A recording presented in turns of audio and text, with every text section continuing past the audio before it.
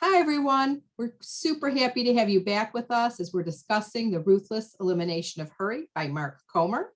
I'm joined by Joy Whitman, Miriam Shumaker, and of course, I'm Holly Smith. We're real happy to have you here.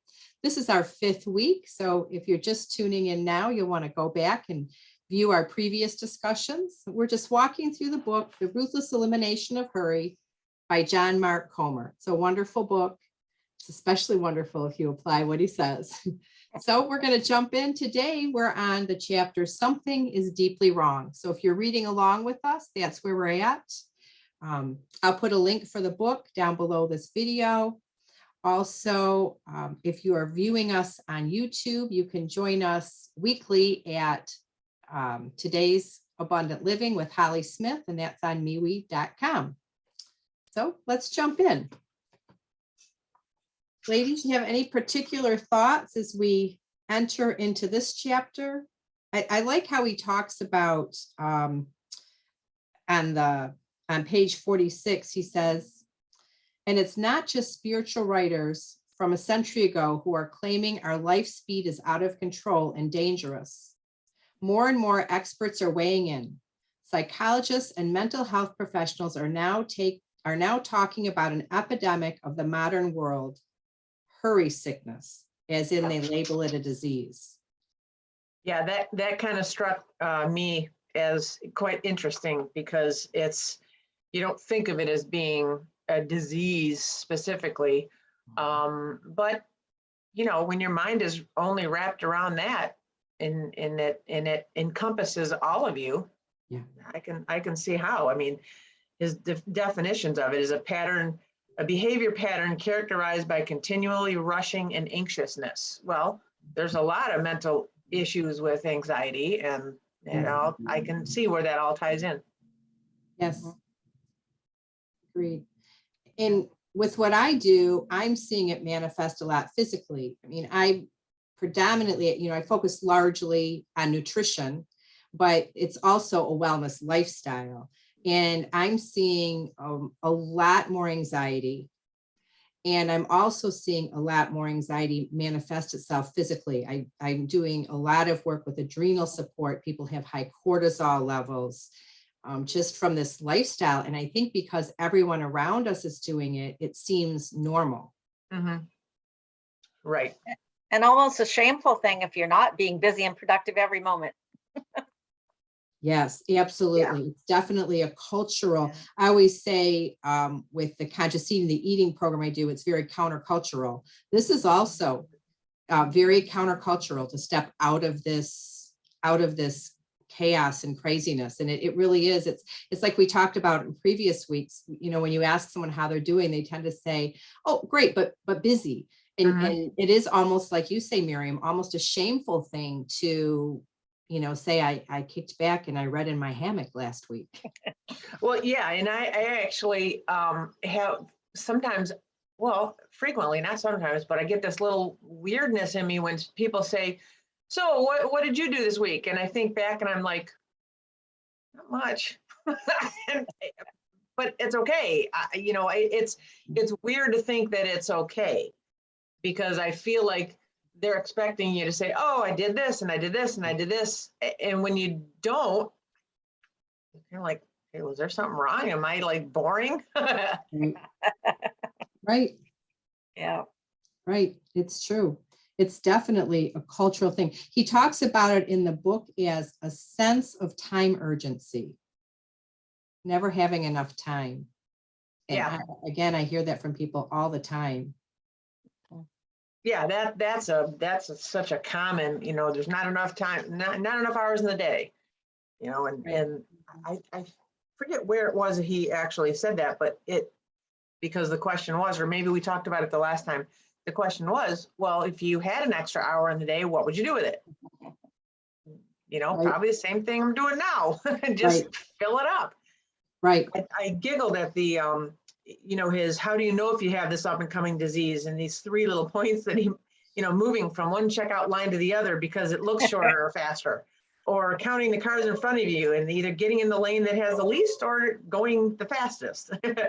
And, multitasking to the point of forgetting one of the tasks. I have a tendency to do that. I don't know if that's just age or not, but that's what lists are good for. Yes. At one point I was driving, and that's where I'm particularly bad with the hurried thing. And so I told myself, every time I think to myself, hurry up, or say, come on out loud, I have to exercise 10 minutes. But by the time I got home, the rest of the day was gone. I was going to have to exercise the whole rest of the day. And I thought,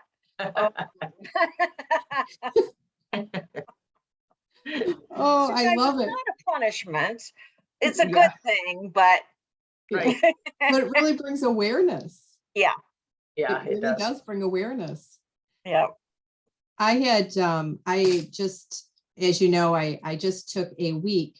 Jim was in Florida and just recently, and while he was gone, I shut my personal phone off, and I really it was an amazing time. I stepped kind of back into the quietness, and I have always had a busy life. I'm not looking to have, there's a balanced busy life and there's an out of balance busy life. I'm not Right. looking to necessarily sit around on the couch all day, although occasionally a book in the hammock is great. But as I've discussed previously, the last 3.5 years were pretty wild for me. And I got in this rhythm of rushing to the next thing, and stepping back into the quietness. It was a really, really good week for me. It was really needed. It was really good, but it was foreign. It took, there were times where I felt like I needed to rush to something. So I'm because that's where I was living. So my body needs to, my mind and my soul needs to get into that new rhythm. He says in here, hurry is a form of violence on the soul. Yeah, that struck me as a little bit jarring. Yeah. I thought so too. Right. He goes into 10 symptoms of hurry sickness. And he said, we don't have to have all 10 of these, just if we have any of them. But it was interesting, I think, how many. And like I say, working with people, I see, a lot of what people are dealing with too in these areas. But I thought maybe we'd run through these and just briefly talk about them. I wasn't going to read the whole paragraph on each one, but maybe just call it out and a little brief description of it, and walk through them. What do you think? Yeah. The first one is irritability, and that's one that hits me when I'm too busy. In fact, I remember one time when, I had my life pretty well planned out, but I had no margin, and my mom fell and broke her arm, and I had to move in with her and help take care of her. And so I was not seeing my husband, but maybe 2 times a week. So he called just to talk about his day. And in my mind, I was thinking, and I almost blurted out, don't bother me with unimportant things. And I caught myself and I thought, oh my goodness, have I gotten that bad that he's not allowed to tell me about his day? That's not important to me. Right. It was important. It just wasn't urgent. So I thought I didn't have time for it. Right. I like that the Stephen Covey matrix. I always like, he talks about when we're dwelling in the urgent and unimportant, or even the urgent and important, or living in that crisis management place.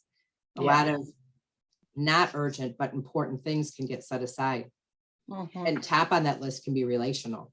Yeah, I think it was a little unfair of the author to put the irritability one at the front, because I think pretty much 90% of the readers, 98% of the readers probably that read this book, everybody can identify with that one to a certain degree. Some more than others, of course, but that one definitely I had checked off. Yeah. I had at some point, I don't remember exactly where in the book, he talks about some of his worst moments have been during hurry, and especially relationally. And I know Jim and I have talked, we communicate, even though, he's a man and I'm a woman, we have very similar communication styles. And we communicate really, really well when we have an opportunity to stop and communicate. But when we're running through life and we're dashing each of us into different directions to 6 different things, and we're trying to touch base on something really quick in the middle of, doing all that, that's where we'll spark. That's where it's just never good. It just never works. Yeah, I unfortunately, that was very guilty of that.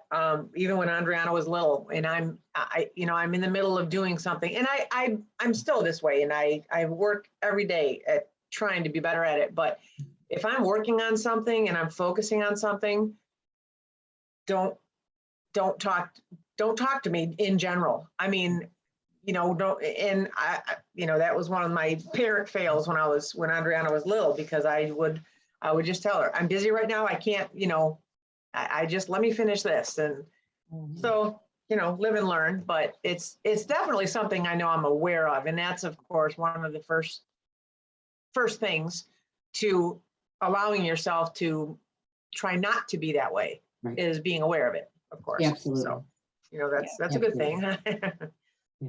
And when we have no margin, when our plate is way overloaded, Yeah. there isn't a space to, you can't stop it. Like when I'm concentrating on something too, I also want to, but sometimes right in the middle of it, I can stop. Or if I can't right in the middle of it, I can shortly thereafter. But when there's no margin, there just Right. isn't space. Exactly.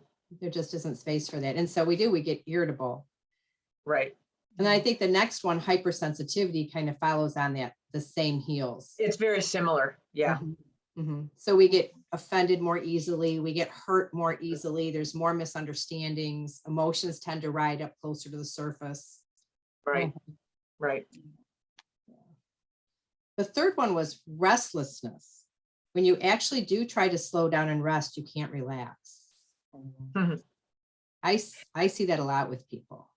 Yeah. Yeah. I've gotten way better over the years about it. Yeah. I used to have, like, I play hard, I work hard, I love my work, I love what I do. I know that I could, if it wasn't tempered by the Lord, I could, if I was with my personality walking in the world, I could be a workaholic. I'm not even close to it, but that's completely by the grace of God. So I love to work, but I always was able to rest really well too. And like I said, coming out of this 3.5 years, that week that I took, it was great, but it took being purposeful. There were a lot of times where I settle and I wasn't settled. It's a habit that we have to work on. It doesn't just happen. Right. Yeah, that's for sure. Mm-hmm. So 4, speaking of workaholism or just nonstop activity. So he says workaholism or nonstop. And he brings up 2 words in this particular one. He talks about accomplishment and accumulation. And I think those are big drugs in our culture, accomplishment and accumulation. Like Miriam, you said, it's hard to even tell anyone that you're not doing 6,000 things without getting a strange look. Right. Yeah.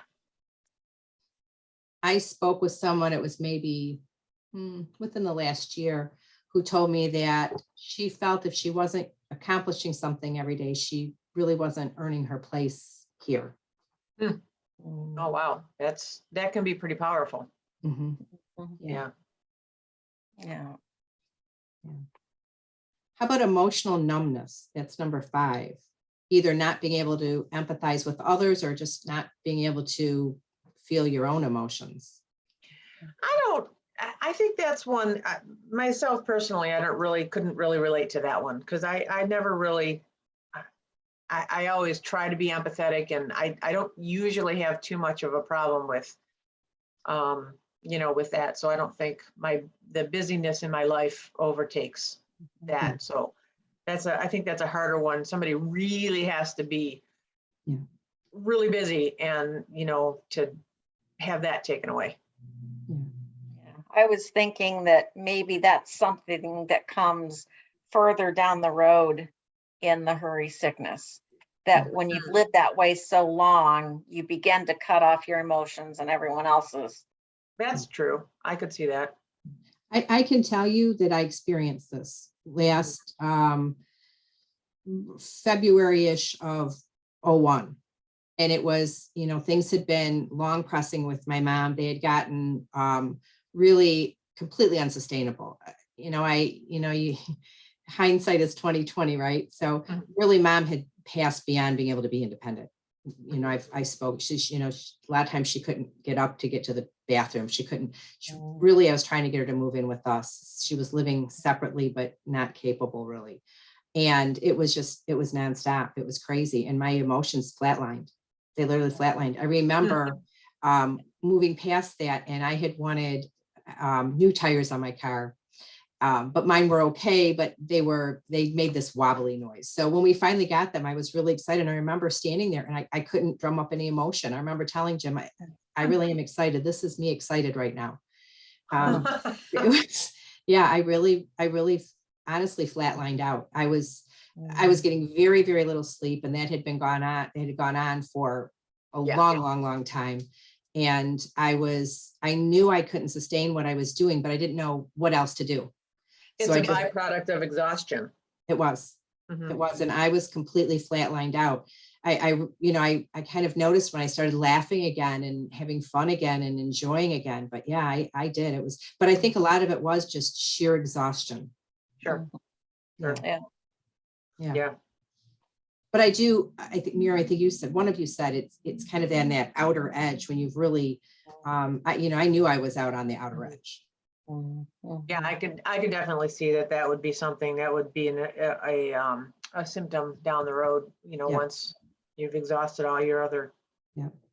And I think I see it come too for people in hopelessness too. I see sometimes where people, because I've worked with people who are in this place too. And I think, if they feel in a hopeless place, this can happen too. Right. Out of order priorities is number 6. You feel disconnected from your identity and calling. You're always getting sucked into the tyranny of the urgent. It's got to be done now. Yeah. Right. It's got to be done now. That really takes prioritizing your what's required of a day. It takes practice, and it takes something that you need to consciously do, because if you don't, then nothing gets done, or you just get exhausted over it, and then you just feel like you've not either accomplished anything or literally nothing gets done. Right. So, and I know this isn't a discussion about Stephen Covey, but in his book, The 7 Habits of Highly Effective People, I like really how he addresses this, because it's not only in this day, but it's a life. In this book, John Mark Comer talks about our life is just an accumulation of, the moments, the things that we do, right. and the things that we focus our attention on are the things that we do. And so it's also a lifetime. I've talked about the dreaming and planning that Jim and I do once a year, and we really take it before the Lord. We really pray, and we look at what are our priorities, and then we make plans around those. Like one of our big priorities is the grandchildren. I know that that's true for all grandparents, but time slips quickly. So there's, all of our different priorities. We are very specific and purposeful about planning toward those things. And if you're living constantly in the urgent, and you're living under crisis management, there isn't time for what Stephen Covey calls sharpening the saw, sharpening your tools, being refreshed, being renewed, learning something new, applying towards something that isn't a crisis. Right. And that really relates to a couple down the row of the slipping of spiritual disciplines. You're not prioritizing what's most important. You're just trying to get done everything you have to do. And I know for me, when I get too busy, the first thing that goes is my quiet time in the morning. I need to get to the grocery store when there's not so many people there. Okay, I'll do my quiet time later. And then I get home from work and I'm tired and I don't feel like concentrating, and it's gone. Right. Yeah. Or when we do settle into or attempt to settle into our quiet time, we can't settle. Yeah. Because those lists are dancing around in our head. Right. Getting quiet is a discipline in itself. that It moves is. us toward, toward being able to move close to the Lord. If we can't get quiet, if all we can hear is the clamor of the noise, either externally or internally, it's hard to hear that small, quiet voice. Yeah. Yeah. Yeah, that's a good one. Lack of care for your body, number 7. Yeah. Mhm. You don't Yeah. have time to exercise. You right. don't have time to come up with healthy menus and shop and prepare them. You Right. just swing through the fast food drive-in. It's so easy to get, caught up in allowing this particular item to be a very low priority on your list.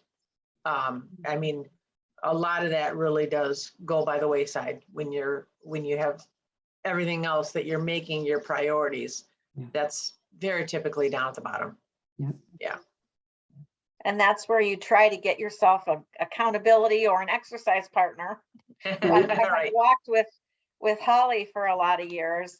And a lot of days I would be doing it if I didn't know I had to meet her. And same here. Same here. Absolutely. Accountability is huge. That's a big part. The conscious eating program I do is 11 months long. A big part of it, I say over and over to people, it's a process, it's a process, it's a process. If it was just head knowledge, honestly, I could give somebody a book, let them go home and read it, and they'd be golden. But Right. it's creating these habits, creating this space, and it is a challenge for exactly what we just talked about right now. Any new habit, any new behavior is a challenge. It is. But when you take this particular one, caring for ourselves, because we tend to live in this chaos and all this noise, and this tends to be one of the first areas to slip, it really takes some purposeful effort. So that's a big part of that program is helping people make not just, eating choices, but really lifelong lifestyle choices. Yeah. I remember I for had to get my mind around exercise at one time, and I would find myself, I would exercise until. So I would exercise until the weather got colder, exercise until I fit into whatever I wanted to fit into, or exercise until I decided not to. And I really had to get in my head, I had to exercise for life for the rest of my life. If I want to stay strong and healthy and flexible and it's for my life and it's for the rest of my life. Yeah. Yeah. How about escapist behaviors? And he names some off. He calls them cultural narcotics. He talks about the distractions of choice, overeating, over drinking, binge watching Netflix, browsing social media, surfing the web, looking at porn, all these different cultural narcotics. Yeah. I think he must have put a couple of those in there by mistake. I would hope so. Binge Right. Netflix. Yeah. And most of these, in and of themselves, aren't necessarily, bad. It's the overuse of them. Yeah. Well, and I think a lot of it too is you don't realize that it's being used as an escape. It's just kind of everyday stuff, just, okay, well, you got what you're done, you're done with everything that you needed to do. And so now it's time to escape a little with the binge watching a couple of shows, which again, like you said, Holly, it's not necessarily a bad thing. Right. It just depends on how you're using it. If you're using it to get out of doing things, right, then that's where the problem comes in. Right. Yeah. Right. Exactly. Or just to escape. And I do find, I remember thinking at one time, how is a book different than watching the same thing on a movie or a TV? But I do think it is. I mean, because a book I have to think and I have to get quiet. A TV I can just sit in front of and zone. Yeah. And so there is a difference. The work is done for you. Right. Yeah. It's right. not as I can't think of the word. You don't have to engage. You can just shut off. And sometimes we need to shut off, but I think when we're shutting off to a drug, it becomes dangerous. Right. Yeah, Mhm. absolutely. Yeah. Yeah. Yeah. And then we talked about 9, slippage of spiritual disciplines, and finally 10, isolation. Any thoughts on that one? I think you become just kind of dead to your emotions. You don't have time to, or you feel you don't have time to really relate much to other people. Yeah. You feel like you got to be busy about what you're doing, and pretty soon relationships start to suffer, and eventually they'll fail if there's no communication. Yeah. Yeah, the feeling that you just don't want to be around anybody. You just don't want to be, you just want to be by yourself, and that's it. Yeah. Becomes one more thing to do. Yeah, right. Yeah. One more thing to do. Yeah. And if I already have an overwhelming list of things that I should be doing, going out and hanging out with somebody, just, Yeah. yeah. Hard to have relationships that way. And he talks about that. He talks about hurry kills relationships. Love takes time. Hurry doesn't have it. Yeah. It kills joy, gratitude, appreciation. People in a rush don't have time to enter the goodness of the moment. It kills wisdom.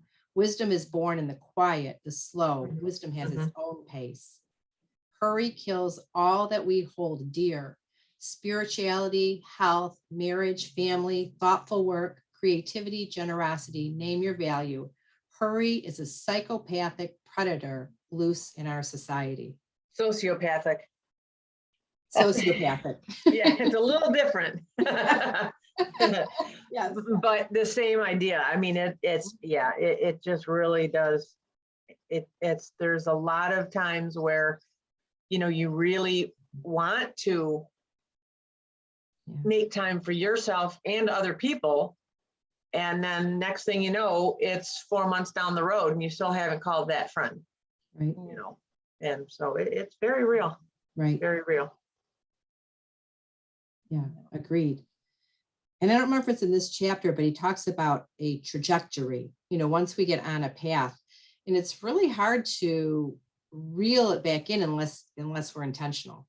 Yeah, and again, because it is countercultural. Right. Yeah, I found it very, on page 54 at the bottom, it really poignant that his one sentence, because what you give your attention to is the person you become.